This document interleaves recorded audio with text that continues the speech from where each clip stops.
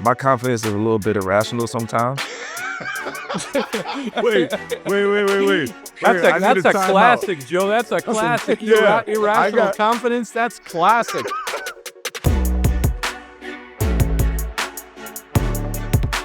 Ladies and gentlemen, welcome back to the crossover with Joe Arlauckas. This is absolutely amazing. The longest standing and award-winning podcast, my podcast, The Crossover.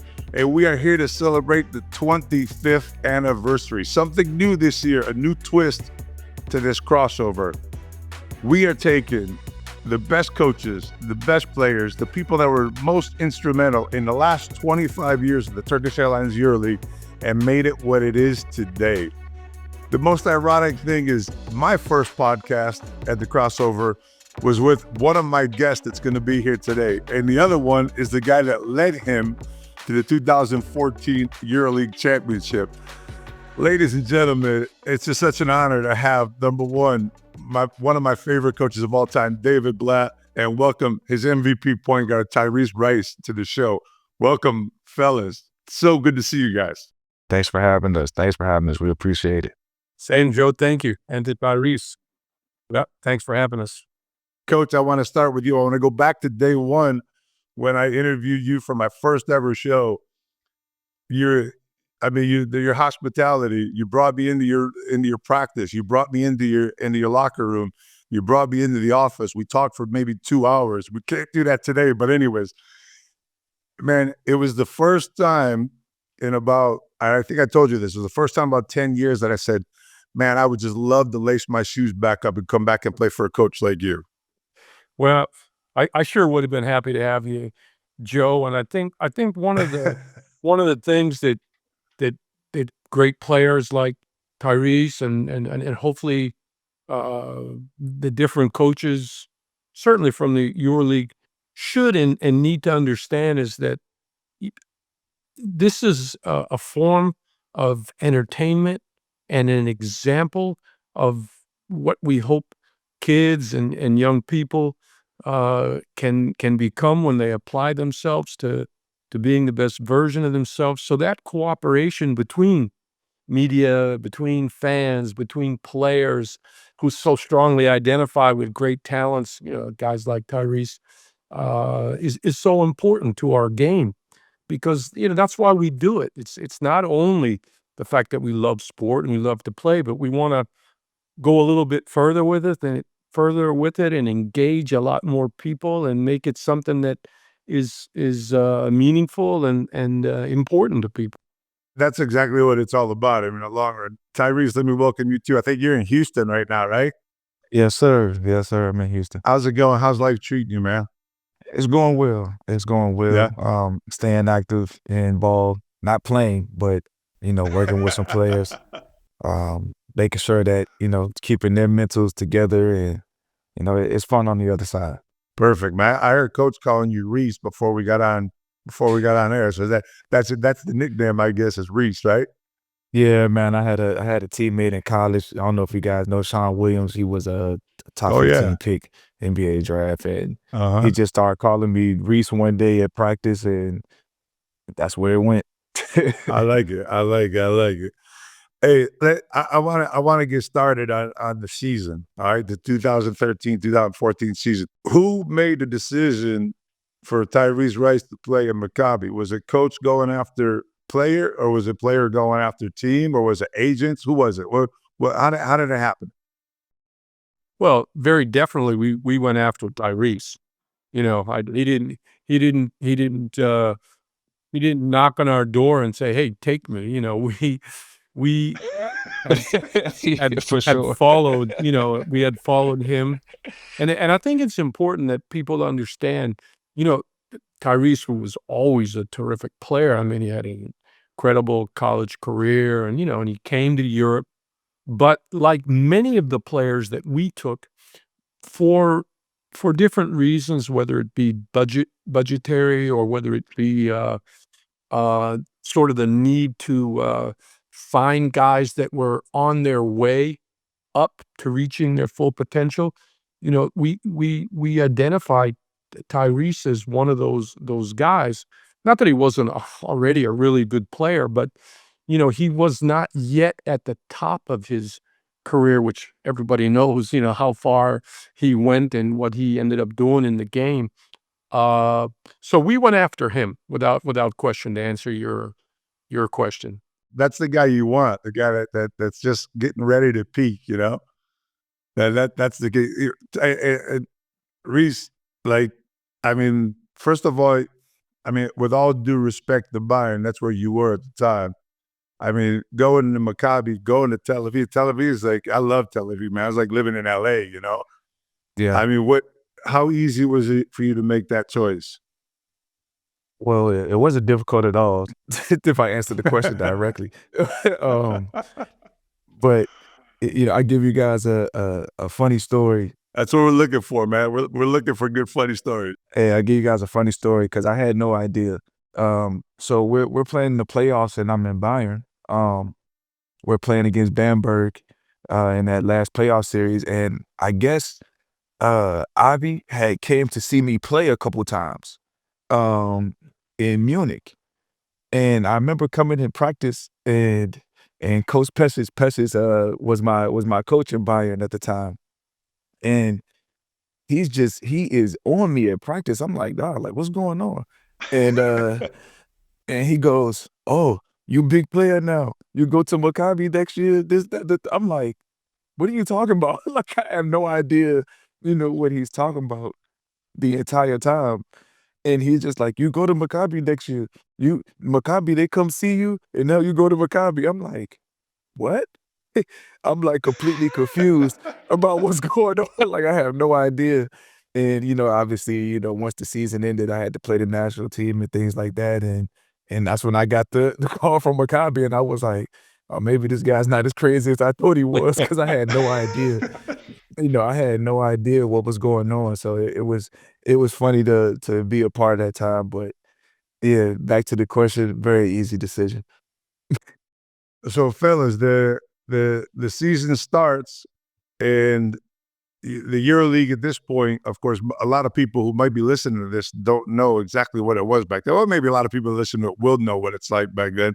There was 4 groups of 16 to start, all right, of 6 teams. So you have 4 different groups, and then each team went to the final 16, the 2 top teams. You guys finished off 8-2, I think. Real Madrid and Olympiacos both finished off 10-0. How did you guys feel coming out of the regular season going into that top 16? I felt good about it, quite honestly, because we played everybody tough. I think we only had, I think, one game, and that was against CSKA in CSKA, where we were just outmatched. I think that was the only time that we played a game where I was like, that's really going to be difficult. Even when we played against Real Madrid in Madrid, we played them tough. I believe it was only like maybe a 1, maybe 2 possession game at most. And then when we played them at home, I think we lost by 1. So my confidence was always high because I'm like, okay, we played them well. And then when we came back home, we played CSKA really well again in a game that I thought we should have won as well. So, right. Our confidence was never low. It was no disrespect to you, but it was the media that thought we were just so it was the media that thought that we were just so heavily outmatched. Reese, I don't consider myself media. I'm just an ex-player just doing my job, man. I'm not media. Okay, new media. New media. but what you're talking about, what you're talking about is the top 16, because you guys went on to the top 16, and that's where you started to do the round robin. And I'm gonna be blunt here. CSKA laid it on you.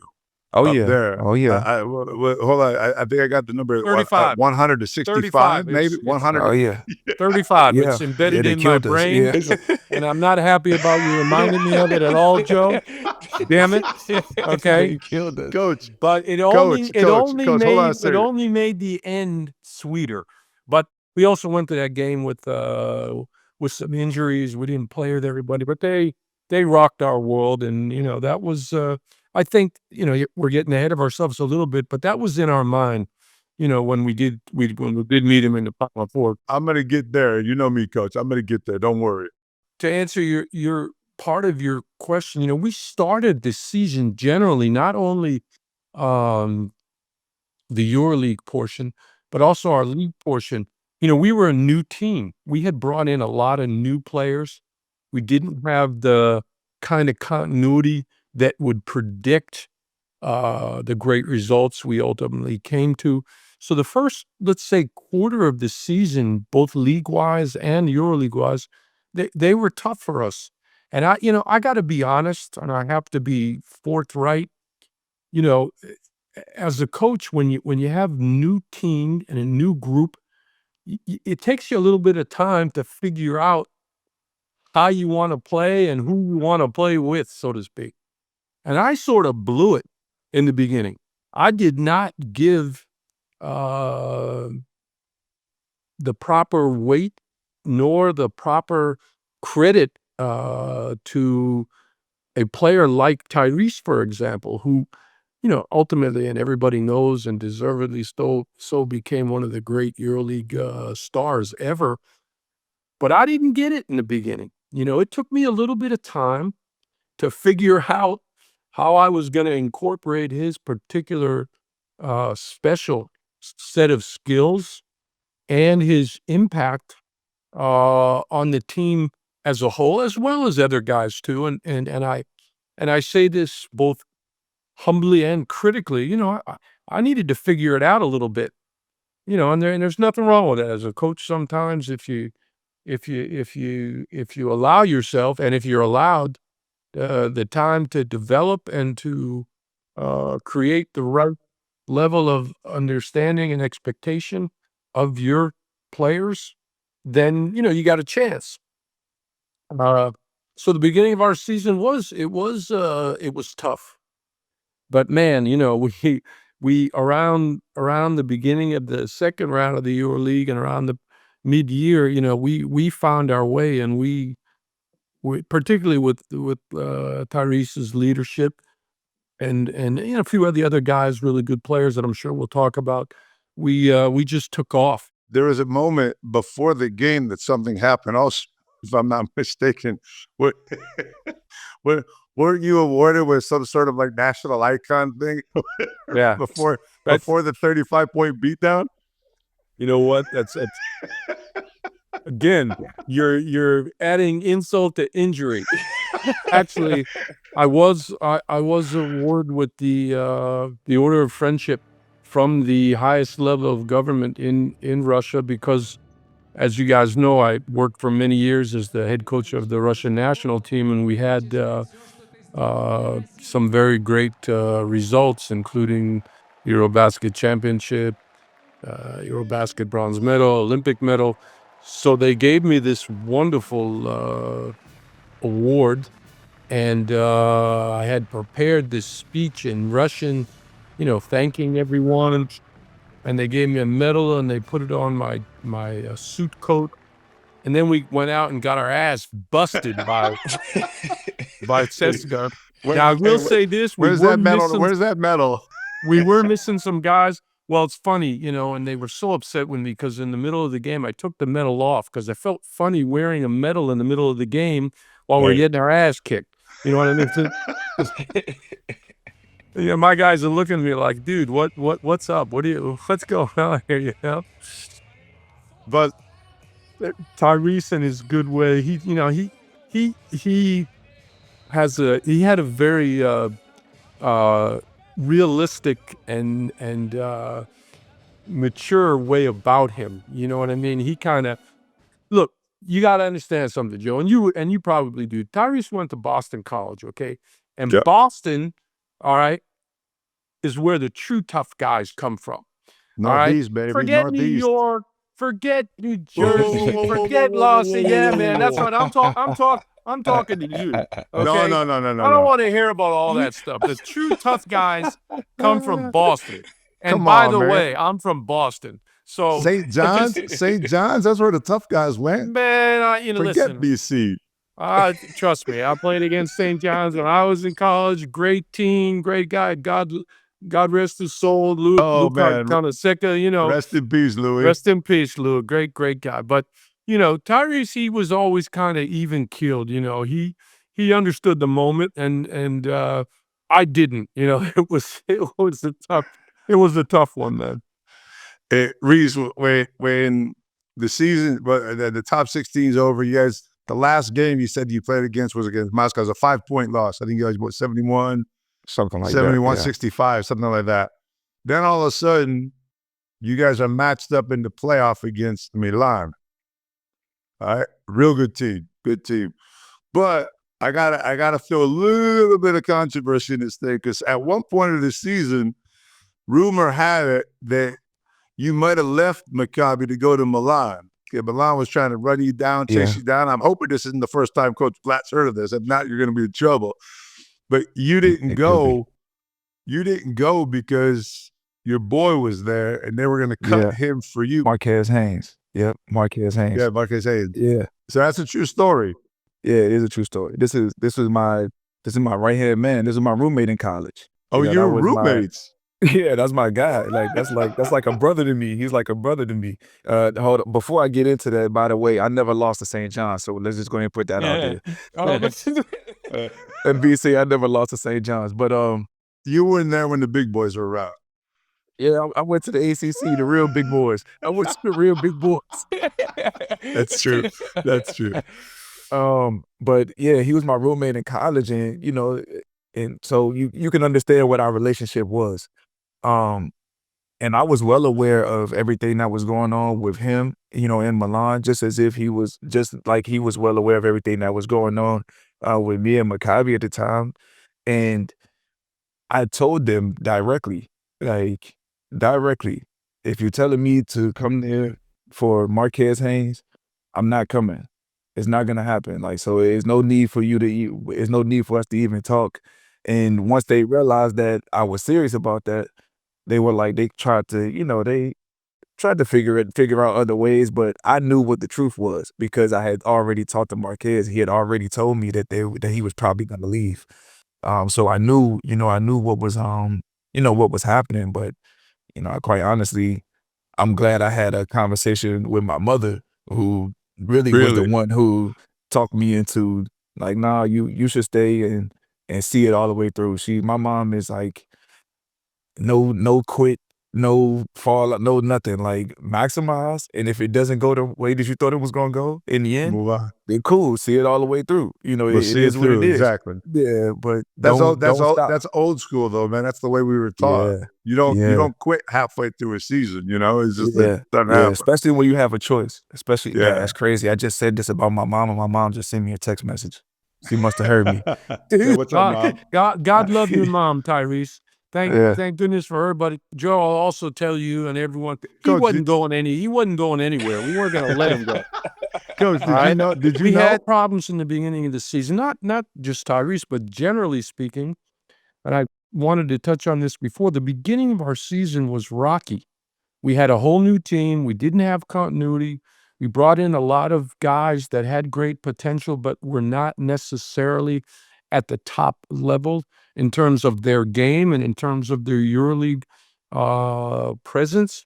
So, we struggled in the beginning. And it was really only after the coach, yours truly, began to understand better what his players' skill sets were, how they would fit together, how I could best utilize the guys as a group. And, that was on me. That was definitely on me. And everybody was a little bit on edge and a little bit uncomfortable and thinking about all kinds of different things. But I did believe that we would find the way. It just was a matter of me figuring it out. And then the players, being comfortable and finding their way, which obviously we did. And, come after the first quarter of the season, going into the, almost the halfway point, we had sort of found our stride and really became a top level team. When we're getting to the point where we're at the playoffs, all right, and you're facing Milan, you're going up against Milan, which is, they finished above you guys since they had home court advantage. And the first game was nuts. Game one was crazy. You guys were down 12, 2:40 to go in the game. Goes back and forth, and you guys make your comeback. You actually go up one. I think Reese, Yeah. I think you scored to go up one. Yeah. And then off a block shot, I think Alex Tyus blocked Keith Langford's shot, and then someone fouled him, and he goes to the line, and now Keith's my boy. Now I don't want to talk bad about him, but man, he went and made that first one, and the first one's the hardest one to make sometimes. Mm-hmm. You got to make the second one, and he missed that second one, man. Was that for you guys? Was that like, fellas, this is it. This is our moment. We came back from 12. They're done. We got to beat them now. Also, we were down 7 with like 33 seconds left, by the way. Like we were like, this was, man, was crazy. Now you're making me feel bad about not doing all my work. Hey, I was in the game. So, I'm gonna remember some things that you're not gonna remember. And that block, I think Alex blocked the shot like up in the stands. Like it went like a crazy block. Right. Like our whole bench went crazy. It was dead silent in that gym. As that moment. After Keith made that first free throw, I stood behind him on the second one.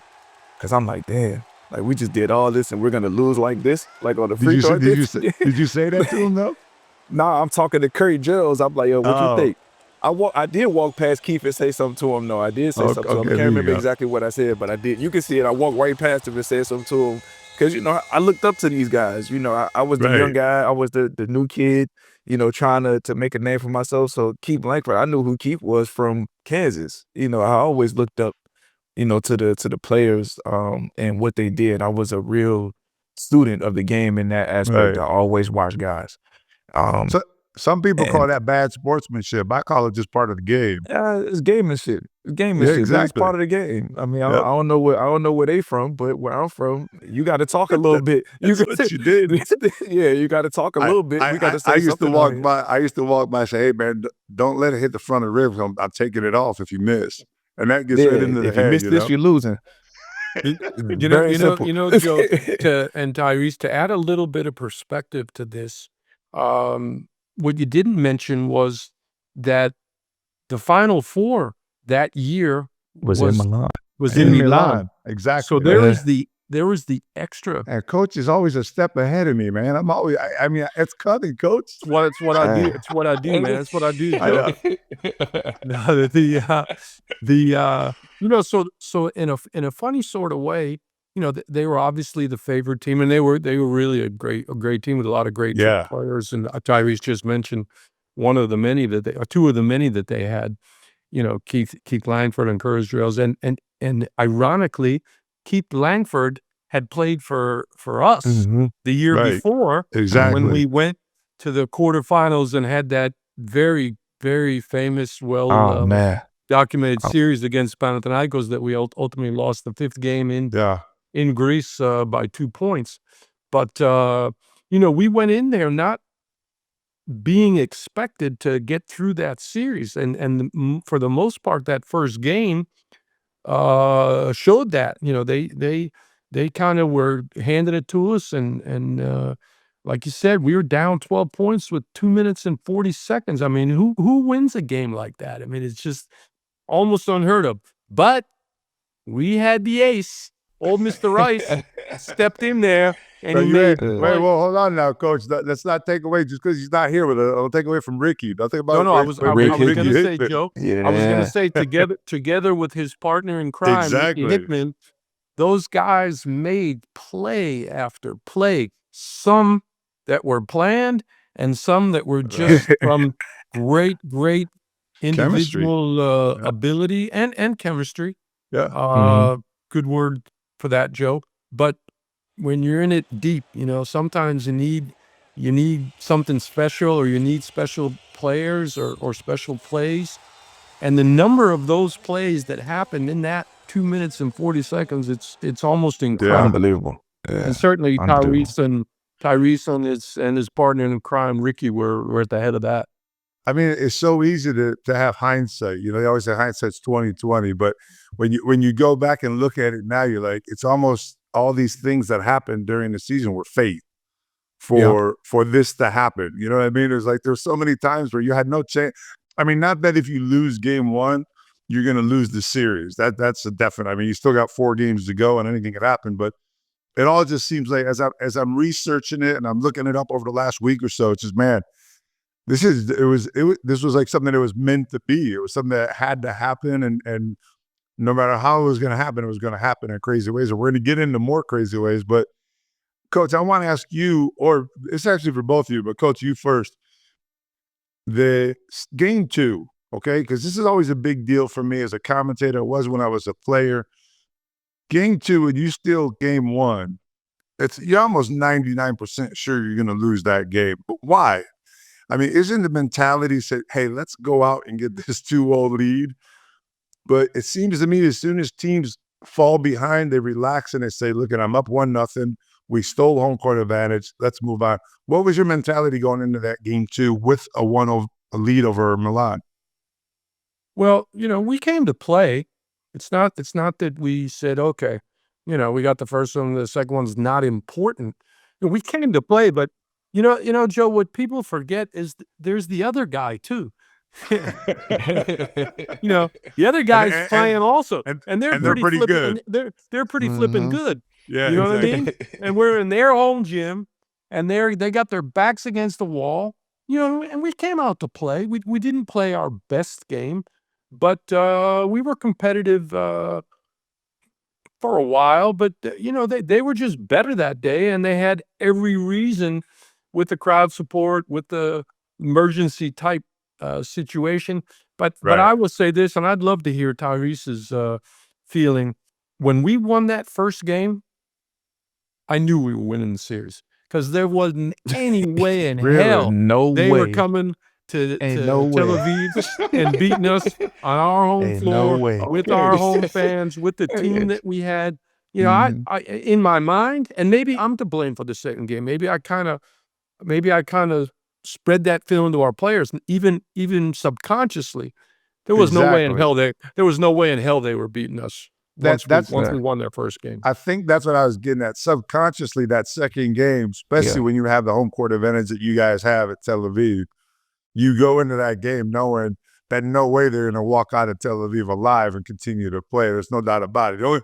Both teams, at that point, both teams were going back to Milan. One was going to take the EuroLeague off. The other was going to play the Final Four. But it's so much easier to go back and say, okay, we got to win 1 or 2. Because you're putting a little bit of pressure on yourself trying to win 2 or 2. Yeah, because game 5 is back there, and that's a hard one to win, obviously, historically in the EuroLeague. Yeah, another funny, just a little funny moment. Guy Panini, after we won game 1, and we were playing in game 2, and I remember being on the bench, and Guy goes, "There's no way they beat us twice. There's no way that they beat us in Tel Aviv." And I'm thinking the same thing, but I'm following the lead of the guys. Like I said, I'm the young guy who's trying to figure this thing out. We got experience already there, but just based off of what we had been through in that season, the ups and the downs, we went from this is the worst Maccabi team we've ever had. Like it was like the things that were being said about us, but the guys that we had and how we stuck together, it was no way. Like Coach said, there was no way that we were going to get home after stealing the game like that, in that manner. There's no way that we get back to Tel Aviv with the energy of the crowd and how we had built up into those moments. We had the energy, we had the fans, we had, it just felt right. It was like, there's no way. Like, I got chills in my body right now, even thinking about it. I love it. Like, as soon as we stepped on the floor for game 3, and I was like, oh yeah, we're going to Final Four. Game 3. Yeah. Like it didn't, even in game 4 when Keith came out and was going crazy, he had like 25 points going into the fourth quarter. We were losing. Like even in that point, I was like, we're not gonna lose the game. I think we ended up winning the game by 20. Yeah. Pretty close. We were losing and going into the fourth quarter though. Like we ended up winning the game by like 20 points. But it was like, it just felt right. Like even in that game 2, we came out and we competed. We played hard, but they came out and really just punched us in the mouth. It just was what it was. Like Coach said, this is a good team too. They were tough as well. But we were so mentally tough and resilient that I knew that once we got back, we would be okay. Man, you know what's amazing about being an ex-player and listening to you guys talk about what you did together? It's so cool because you don't I don't think we as players or coaches appreciate it in the moment because you're so stuck in the moment of the next day, the next game, the next practice, the next road trip, the next whatever. That to hear you guys reminisce about it, like you said, it just gives me the chills, man, because the amount nobody knows except for those 12 players and the coaching staff inside what it takes to actually get to where you guys got to, all the ups and downs, the bumps and the bruises, man. And I'm getting the chills. I didn't even live it with you guys. I watched the last game. I watched the championship game when there was a sea of yellow in that arena in Milan, man. It was crazy. But it's just getting the chills to listen to you guys actually go over it. And I'm gonna love doing this crossover this season with other players and coaches. It's awesome. Appreciate you guys. Let's take it to the Final Four. After winning that playoff, and all the other things that happened. I think Madrid went to 5 games. CSKA went to 5 games, and they beat Panathinaikos in game 5, 74-44. That was like make a statement before I go to the Final Four. And you guys, of course, know that you're going to face CSKA, who's already beaten you twice. Me as an ex-player, I'm thinking, you ain't beaten me 3 times in the season. You guys got your ass whooped, as coach said a couple times by him. What's your mentality going back to Milan, and not to face Milan, but to face CSKA in semis? Well, I could tell you this: my confidence is a little bit irrational sometimes. It's a little bit. Wait. That's a classic, Joe. That's a classic. Irrational confidence. That's classic. I got a timeout. I got one left after this timeout, Reese. I've heard people say I'm overconfident. I've heard people say I'm cocky. I've heard people say everything, but I've never heard that my confidence is irrational. Joe Tyrese is one in a million, man. He's special. He's special. Not just as a player, but also as a person, man. I love it. I'm going to adopt that for life. Exactly. I'm thinking the same thing. I can't forget that. Tell me why. I just believe, man. I honestly just believe, really. I understand the work that's done, especially when you're around guys who do so much work as well. Coach Blatt could tell you, it got to a point in the season where it was like, I wasn't playing a lot, but it was like, okay, if I'm not going to play, I'm going to work my ass off every day. I'm going to come in here before practice. I'm going to come in here after practice. I'm going to come in here on days off. It was times when coach would take the balls out of practice. He'd be like, yo, no working out after practice. He would take the balls out of practice. Like that, I literally was in the gym that much. It was like, okay, you know what? This is how I'm going to do it. So this is where that irrational confidence comes from. It's like, yeah, this is where it comes from. Because it's like, I mean, I have to believe, in some kind of way. And it helped to have guys that believe that way as well. I don't know if they may not describe their confidence as irrational, but they believe, and when you have that and you're around that on a day-to-day basis, it's easy to go into these situations where your back is against the wall because at worst, we're going to fight. Right. Like we're going to fight. And if you're going to beat us, then you're going to actually have to beat us. Nobody's going to lay down. And that's how it was. And that feeling of belief becomes contagious because there might be a couple people that aren't feeling that way. Then all of a sudden they're looking around and go, man, look at these guys. Look at the way Tyrese is coming and working out every day, not even playing as much as me. That becomes contagious. No doubt, Joe. We were fortunate. For me, the first and most important thing in a player and in a team is character. And we had guys with character. We're talking to one of them right now, and he just described to you what and how he dealt with adversity and through that also influence guys around him. You as a team, you set goals, but setting goals is the easy part. It's actually doing the work. It's actually doing the work. Exactly. You know what I mean? And going through a process and dealing with the ups and downs and trusting each other and believing in each other. And this is not just player to player, it's player to coach and coach to player. It's organization to the overall. There's a lot that goes into being a successful and sustainable group. And we found those things. We built into those things, and that's where that belief, so to speak, came from. On a personal level, and Tyrese described it in a unique way that he did. But we also, we based that on something, and that something was the work, and the trust that we had with each other, and that's what made it so special and so memorable.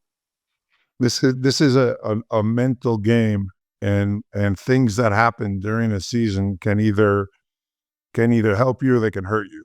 I mean, there's no doubt. It all depends on your belief, on your mentality, and everything else. But losing 2 games at CSKA in the top 16, one of them, as you said, by 35 points at CSKA, especially after receiving an award.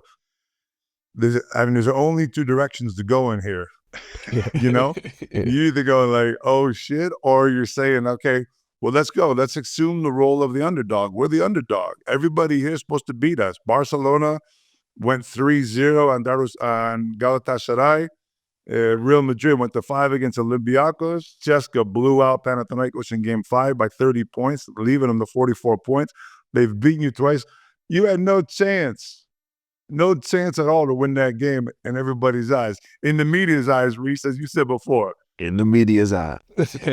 Yeah, but let me go to Coach. Coach, how do you prepare your team mentally? Because the physical part, we're all tired, we're all hurt, it's into the season. How do you prepare your team mentally for the past, for what's happened in the past? Some things you have to leave in the past, and you've articulated, and I'm tired of hearing it about the 35-point loss. Hey, Coach. No, listen, Joe. Listen, we're good friends, but you gotta leave that alone, man. We went there without 3 of our main guys, and we did indeed get it handed to us. But still making excuses. To the point, no. All right, I'll take that. I'll take that. To the point of how to prepare the players. Fortunately, we built into our season a level of like I said before, trust and a willingness to really work for things. So when the time came and we had gone through that very special experience in the quarterfinal, we came into, and Tyrese, I'm sure will tell you if this is true, we came into the Final Four with a very strong belief that we could win. I'm not saying we said we're gonna win. You're not the favorite by any means. We had a belief that we could compete even at that high level. Now, I'm saying that because I want to give some perspective.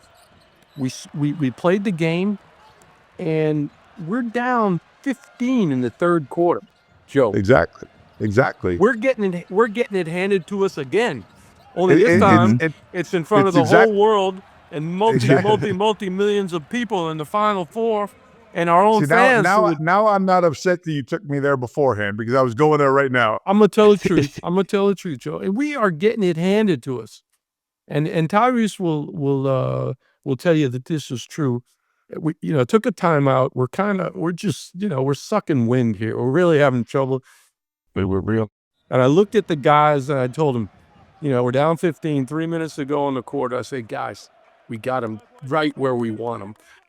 He did say it.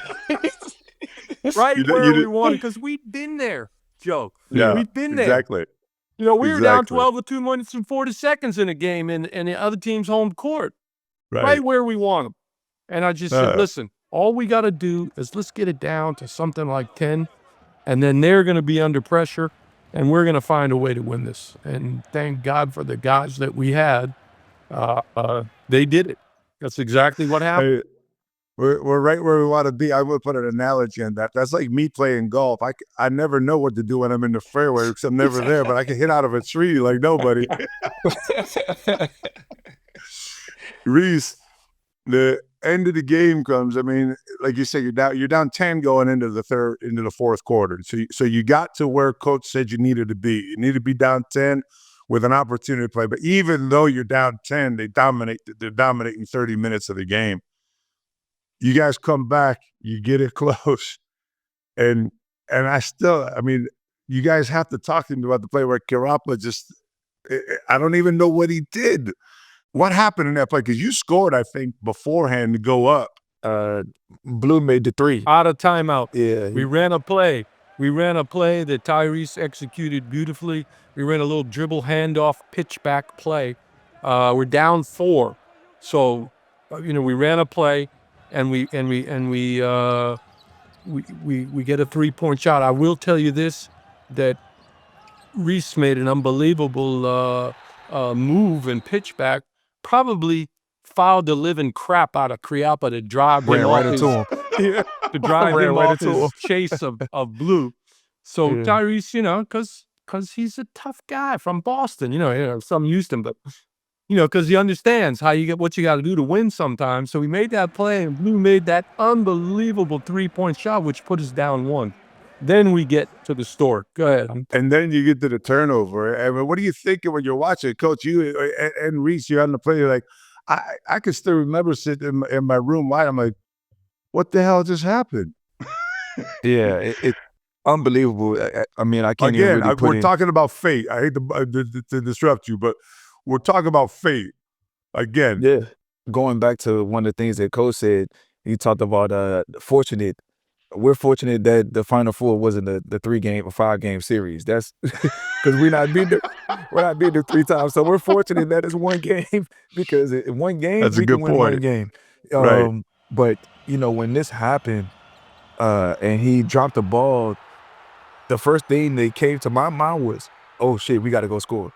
It's like, we got to go score. Like, there was no way that I was gonna stand and wait until the defense got back. They were a machine. Let's just be honest about who Cheska was. They were a machine. Nobody scored over 20 points in the quarter in that game. Yeah, until you guys in the 4th. Yeah, they were a machine. Like they had size at every position. They had defenders just about everywhere on the court. We were able to exploit some defenders in that 4th quarter to bring us back. But in my eyes, it was we have to go score right now. Like, if we don't go score right now, we might not score. We might not even get the shot off that we want. And now we're at advantage. And you can see when he lost his ball, and it was like, this is our moment. That's why you can see me. You can see the reaction in me, like, oh shit, go, like go. Like, it was like, go. Like, you can see me just take off. But all of us took off. If you look at the play, even if I didn't make the layup, we were gonna score. Yeah. Like, Smitty was there, Tyrese was there, Hickman was there. Like, we were all like, even if I didn't make this layup, I'm glad that I did make the layup. But even if I didn't make this layup, we were gonna score that basket. Like, we would have got the ball and been able to at least score or get fouled and go to the free throw line, because we had so many guys that just took off, in that very moment. And it was like fate, as you said, man. Like I said, when we walked out of that game 1 in Milan, and how that game went and how it felt when we came back into our gym, it was like, oh, we're supposed to be here. Like, this isn't coincidence. It may be coincidence for everybody else, but I don't believe in those. I believe if things happen for a reason, and that game 1 happened because it was setting the stage for what was gonna happen, in the Final Four. That's called irrational confidence, if I've ever heard it right there. You see it now. You see how my mind works. Hey, listen, I watched the play, and what I was thinking of, I always try to put myself in the player's perspective in that moment, because as a player, you're thinking, okay, what's the situation? What's the time? We're down 1. What are we gonna do? Then also you look at the balls on the ground. He just lost the ball. It's like while you were processing what we all do situational basketball in practice, you know what I mean? Mm-hmm. And so while you're processing it, all of a sudden you see the loose ball, and boom, you went for it. It's a crazy moment. I'm telling you, the whole thing to me, as I've been researching it, is all about fate. It's all about fate and destiny. The aspect of being ready to seize the moment, and I'll give you a little quote here, that when opportunity knocks on the door, don't be sitting in the bathroom. Yeah. You gotta be ready to take it. You know what I mean? Be ready. At that moment, the opportunity arose, and I don't think people realize the shot that Tyrese made, that layup, was a heck of a shot. Now, maybe we would have gotten the offensive rebound, but he drove the ball, and Teodosic really, it was a blocking foul without question. Just like the play before that we made the 3-point shot on could have been called an offensive foul. Offensive foul, yeah. Neither were called, but that was an opportunity, and we took it. Now, they still inbounded the ball and ran it up the floor and threw it up to the wing to Sonny Weems, who was a hell of a player amongst the many great players they had. And he missed an open shot. But that was our opportunity, and we took it. For whatever reason, I knew that shot wasn't going in. I don't know why I knew that, but I was like, I knew for a fact it wasn't going in. I was like, this shot it's not going in. I was just about celebrating. I looked at it, and we all watched it. Of course, we all got to watch it and try to figure out what's about to happen here, because the high to that low, if he would have made that shot, I don't know, I probably would have fell asleep on the court or something. I'd have just laid there, just realized, hey, there's no way to just happen like this. Again, another moment where it's like, there's no way that we lose like this after what just happened. Well, after this game, Madrid just destroyed Barcelona by 40, 38 in the end. I didn't watch a single second of that game. Yeah, that was going to be my first question. Did you watch it? I didn't watch 1 minute of that game. Not one. But you knew what the result was. Oh, yeah. I mean, a 40-point game, man, ain't no need to be watching that. What I'm watching that for? There's no need to watch that. Let's just be for real. Like, what am I going to take home? A 40-point win? Like, there's nothing that I could take from that. We watched it in film. Obviously, we break down the film, and, you see things like that. But for me personally, I don't watch games like this because my approach isn't to go out there and get beat by 40.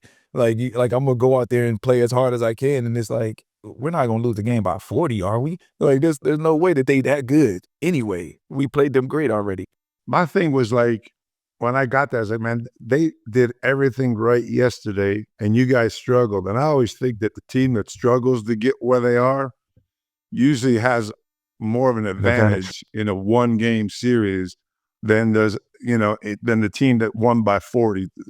I mean, it's just a mode of relaxation, sit back, we got this, overconfidence, call whatever you want. But I felt going to that game, and Maccabi's going to win this game, man.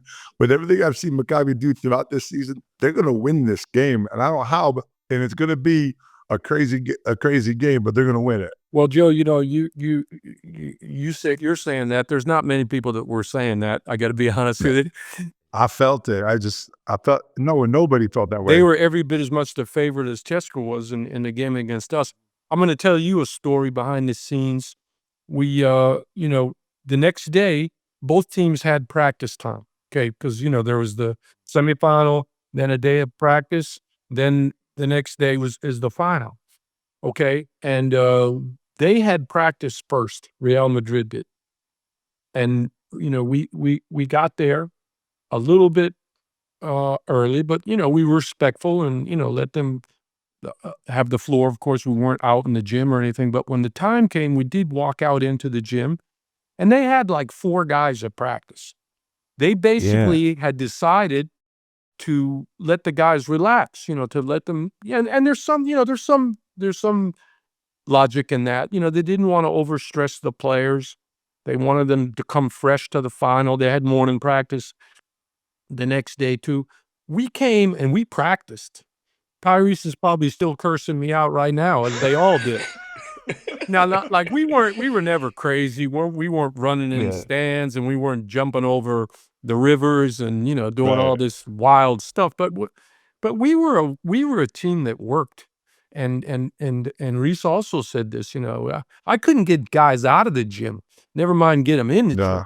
You know what I mean? So we came and we practiced and we prepared, and and fatigue was not a consideration. We were on cloud 9 in terms of our excitement about achieving, an unbelievable result. And they sort of took it the other way. They were like, you know what? We're going to be cool. We're going to chill. We're just gonna let the guys stay fresh. And and there's something to that. I'm not saying that that's not reasonable. And certainly their coach Pablo Lasso, who's one of the great coaches of all time, as is Ettore Messina, who, we beat the day before. Those guys know what they're doing. You know what I mean? It's not like they don't know, but we had our way, and that way was the right way for that period of time. Yeah, but coaches, I mean, this goes with everything. It's a coach's decision. It's a very important decision to make. If you relax the team and let them chill and relax and they come out and win the next game, you're the greatest coach in the world. If you overwork your team between two games and you practice too hard and you lose the game, you made the worst decision in the world. So everything's based on results in the long run. It doesn't matter, but everybody's going to do what they want to do. And you made your decision to work your team and push them a little bit more. And, obviously that was the right decision. But Joe, I don't know, and I'm just going to share this again because Tyrese will laugh about this.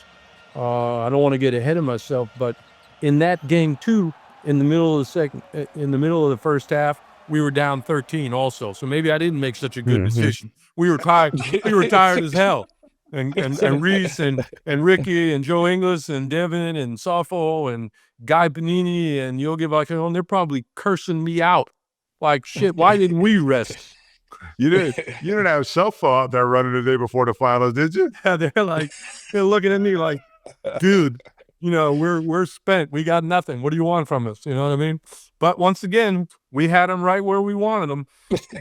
I mean, as far as the game is concerned, if you look at it numerically, as I did, it's an even game all the way through. But as you said, you're down 13 at one point, and Madrid's looking like they're going to run away with the game, and somehow or another, you guys tied this thing up at the end. I mean, it was somewhat of a comeback, but let's not call it like the 12-point comeback in 2 minutes against Milan. But it was more of a methodical comeback. Get a stop, get a basket, whatever, and you force overtime. And overtime was one of the most exciting 5 minutes of basketball I've seen in my entire life at that moment. I maybe seen some since then, but those 5 minutes, Reese, man, it was just like, I don't know if Coach Blatt came to you, if Ricky came to you, if any of your boys came to you and just said, yo, take the ball and do your thing, my man. I don't know who did it, but you did it. What happened? How did it? I mean, you went to the line like 37 times in overtime, man. It was crazy. Yeah. I was just like, you started out with the three-pointer, and then from there, it's like a couple free throws, a three-pointer, then boom, foul. They just couldn't stop you. Man, so go back to I'm gonna go back a little bit to that practice that coach was talking about, and I remember us walking into practice, and I looked down at Rudy. And shout out to Rudy. Rudy's amazing. We are one of the all-time greats in EuroLeague. Big respect. He had on like some cross-trainer shoes and they were untied. And I was like, what? I was like, oh, they didn't tie their shoes. Like, they didn't do anything in practice today. And so just to give you some perspective on how we approach this coming into the game. And then also another thing, we didn't come back to tie it up. They came back to tie it up. Yep. At the end of that game, we were up. We was up by 4 points. Oh, that's right. At the end of that game. I thought we should have won that game in regulation. They gave them 2 phantom calls. 2 Madrid calls. Get a couple Madrid calls in there. They gave them 2 phantom calls. They made 4 free throws, and I missed the shot to win the game. I was so mad about missing this shot because it was literally probably the easiest shot that I had got. The entire Final Four. Like, it was a top of the key, step into 3 ball. It's like for the game. And for me, that was like, how you missed that? Like, this is how I think about stuff like this. Like, I don't think that I can make every shot. I don't think that I'm gonna come out and be 9 for 9 or something like that, or 8 for 10 from 3. But one shot, the one for the game, in my opinion, you got to make that. Is that what motivated you in overtime? Without a doubt. And for me to come out of we get the jump ball. Oh no, we got to stop. I think we got to stop first. And you got to stop come first, off that screen, and I see him go under, and I see that Mirotic didn't want to switch, and I was open again. I was like, it's the same exact shot I just got. There's no way that you missed this shot again. And when I shot it and it went in, I said, oh yeah, it's over. Like, we're winning this game now. I know for a fact we're going to win this thing now. Guys, people, there's some that really remember it, and there's others that that should see it if they don't, or even see it for the first time. What Tyrese did in the whole Final Four, but in that last game, is probably singularly one of the great performances all time of the EuroLeague. We were a team that really played together, and we shared the ball, and we certainly got a lot out of a lot of guys. But in that moment, he just took the game over completely. And we ran simple stuff that we're gonna be best for him. But it doesn't make a difference what you're running when a guy is playing at the level that he was playing at those moments. He just he took over the entire environment. It was he took over the arena. It just the wasn't arena, the EuroLeague basketball, the world. It seemed like what he did was really unique. I'm a very objective person, and I commentate EuroLeague games. I love doing it. I enjoy it. And I don't have a team. Everybody thinks I have a team. I don't have a team. I have a spirit for the game. And man, the other day I did the Fenerbahce Madrid game, and I was up off my seat commentating a game when I saw Nigel Hayes drop 33. You know what I mean? And the same thing with you, Tyrese. I mean, I was just like, of course, I had to be a little bit more controlled in that atmosphere. I was sitting there going, look at my boy, man. I'm like, look at my boy, man. He's about to take this shit over. He's going now. He's like, I said, you can see it in his eyes, man. You can see it in his eyes. And you just took over, dude. It was. But the crazy part of that game, I was looking at the stats, 35 offensive rebounds. You had 19 offensive rebounds. They had 16. Nobody could score. Both teams were under 50%. It was a battle. It was what I would say a typical Turkish Airlines EuroLeague final that defense kind of took over, and 35 offensive rebounds. That's nuts to see in a championship game. That was the first overtime, the first EuroLeague overtime game, final game, I believe. Yep, exactly. It was just two teams that wanted to win a game, man. It's a special game, really. I would tell any young guy coming up in EuroLeague, if you really want to see like a game with two teams just going at it the entire time, that's one of those games. Just like that Olympiacos and CSKA game, when Olympiacos won it, that's another one of those games where they just back and forth, and you get to see, guys beat them in the moment. One thing happened in that Final Four game, that was really, really funny. And this is my guy, David Blue. I love Blue because no matter what, you knew you was going to get the real from Blue. It didn't matter. He was going to tell you exactly how it was, exactly how it's supposed to be. And it didn't matter what the moment was. I remember coming down and I had like a move on the sideline, and I tried to throw the ball to Devin Smith going to the corner. I thought he was going to keep running to the corner, so I anticipated the pass. It threw it towards the corner.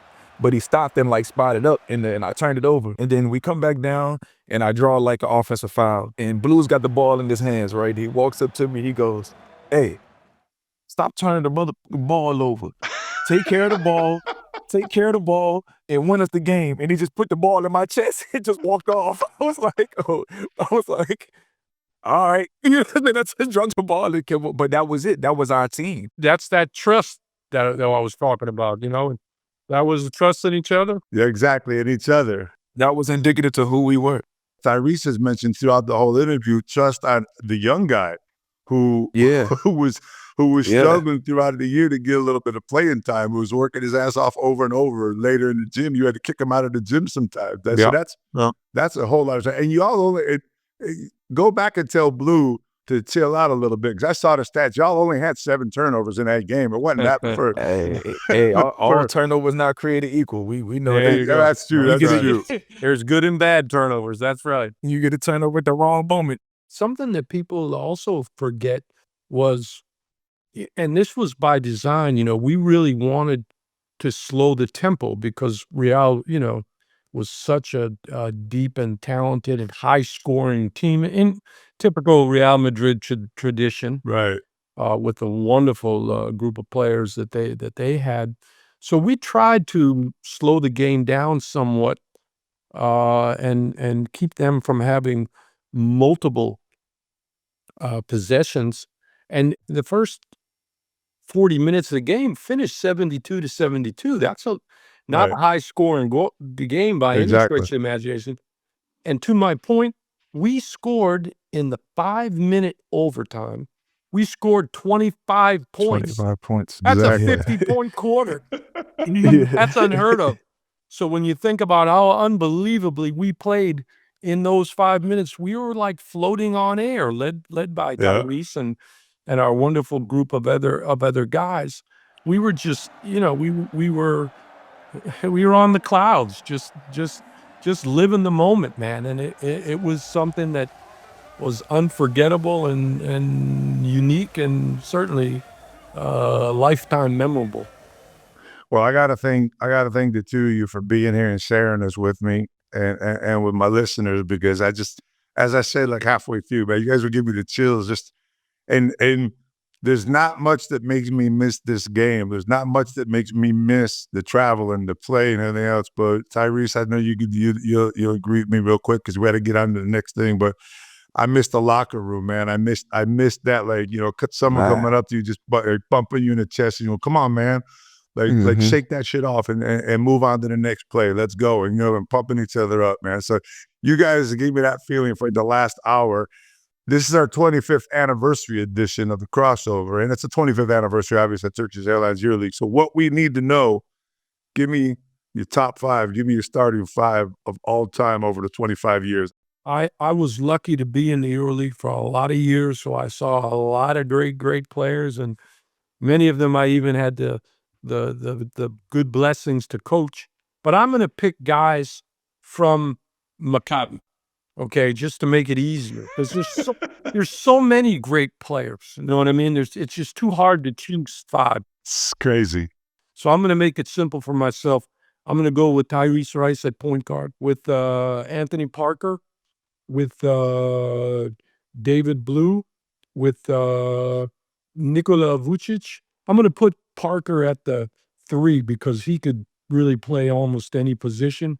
I'm going to put Sharonis Jasikevicius, also a Maccabi guy, in there. So Reese and Sharonis and Anthony and David Blue and Nikola Vucic. Hey, Reese, how would you like to play with those guys? My job is easy. I just need to stay out the way. I just got to stay out the way and be ready with my name called. I would love that. Yeah, but they might need you in the last 5 minutes of overtime against Real Madrid. No doubt. I'll be ready. No doubt. I'll be ready. All right, my man. Give me your top five. Wow. Now you can't. Now look it. I let Coach cop out because I have so much respect and love for Coach. I can let him get away with that. Yeah. He knows. He's like my wife. He knows he can take advantage of certain things. I need you to man up, Reese. Yeah, I got you. He had two guys that I was gonna put on there in Anthony Parker and Vucic. I think those are two must-haves. But I have Spanoulis. Thank you. That's my boy. Kostas Sloukas. I'm a big Sloukas fan. I like Sloukas. And I think I'm gonna go Devin Smith. I gotta go Smitty. I gotta put Smitty out there. Just a world-class human being. And, between him and Sean James, man, those are two guys that I still lean on to this day. Those are two guys that really, really helped me during my time in Maccabi. And the respect that I have those guys is unreal. And so, yeah, man, I would, I had to put Sean in there as an honorary. But Spanoulis, Sloukas, Anthony Parker, Vucic, and my guy Devin Smith. Here. I'd take Devin as our sixth man any day of the week. Twice on Sunday. Devin going to war. Devin was one of those guys that just did it all. I think you just put him on the court and just say, hey, man, just do whatever. Awesome. Do your thing. Awesome guy. Awesome. Fellas, listen, I'm honored. I'm blessed. And I'm just so happy to have this opportunity to do this. The EuroLeague called me this year and asked me if we wanted to change the format of the crossover to something like this because of the 25th anniversary. Honestly, I'm going to be very transparent. I don't know, man. I don't know. I want to do my thing, the crossover. But you guys have made the decision to do it like this so easy, man. And I can't wait to my next one. Hopefully it's going to be as good as this one. But you guys were tremendous, Coach. As always, man. I love you. I still wish that I could come back and you could come back and I could play for you, because when I watch you coach, man, it was special. And Tyrese, man, if I could do anything to go back and see you play again, man, because watching you take over that overtime game was just, it was sick. It was just, and it's what I love. It's what I love about a basketball player. When you go into killer mode, man, you're like, I'm going for you, and I'm going to win this game no matter what. I got to watch it live in person. It was awesome, man. Thank you guys so much for being with me. Thank you. Appreciate you. Pleasure to see you, my brother. Thank you. Coach, man, amazing to see you. Joe, thank you. Good to see you, Coach. Thanks, Joe. Always the best. Ladies and gentlemen, that was awesome. Interview with David Blatt and Tyrese Rice. Absolutely amazing. Stick around because there's so much more to come for this 25th year anniversary of the Turkish Airlines EuroLeague. Comment, like, do what you need to do wherever it is down here. We love to hear from you. We're coming back with more, so be prepared.